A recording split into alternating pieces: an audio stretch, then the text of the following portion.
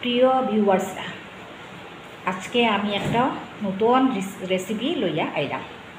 এখানে আনারস ছোটো ছোটো করিয়া কাটিয়া রাখছি। এখানে গুড়, তেজপাতা 2টা, লাল লঙ্কা 4টা,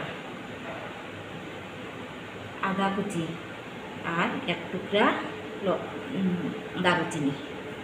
এইসব দিয়া আজকে আমি আনারসের টক ঝাল মিষ্টি চাটনি তৈরি করব। আপনারা দেখতে থাকুন।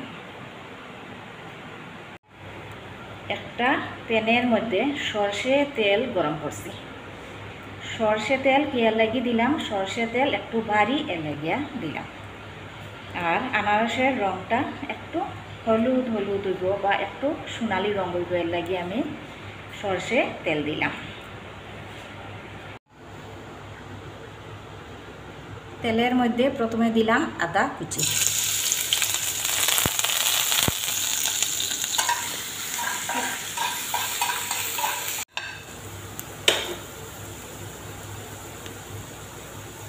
এখন শুকনা লঙ্কা দিয়া, তেজপাতা 2টাও দিলাম দারুচিনি,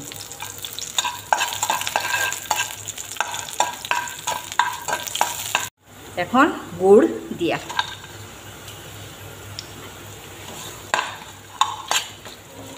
গুড়টা গলি যাও। গুড় ভালো করিয়া গলি গেছে। ও দেখুন খুব সুন্দরভাবে গুড়টা গলি গেছে। এখন আমি দিমু আনারসের টুকরাগুলা। এই যে আনারসের টুকরা দেখাইছিলাম প্রথমে, ওগুলা এখন দিলে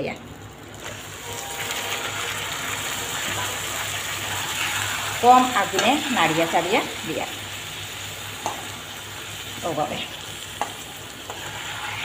আস্তে আস্তে খুব সুন্দর ওর আনারসের রঙটা। গুড়, সর্ষে তেল এই দুটার কারণে রঙটা খুব সুন্দর দেখেন। আপনারা দেখতে থাকুন। এখন দিয়া 1 টেবিল চামচ লবণ,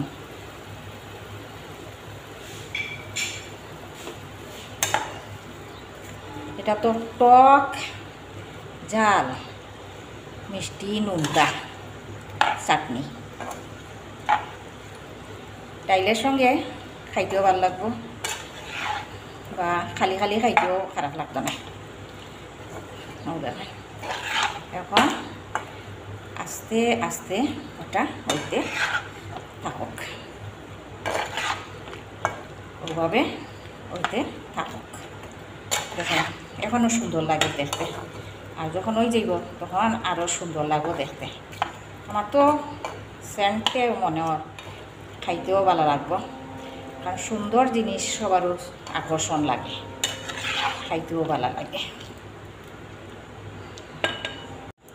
একটু পরে পরে আমি নাড়িয়া দিব, নাইলে তো সব একসঙ্গে মিশিয়া থাকতো না। একটু পরে পরে আমি নাড়ব। এটা তো আর আমি দেখাইতাম না, এটা তো আপনারা বুঝতেই পাররা একটু পরে পরে যে নাড়তে লাগবো।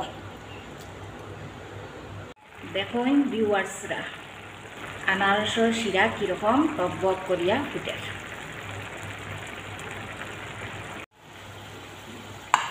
আনারসের টুকরাটাই সিদ্ধ হয়ে গেছে, অল্প অল্প শিরা রয়েছে।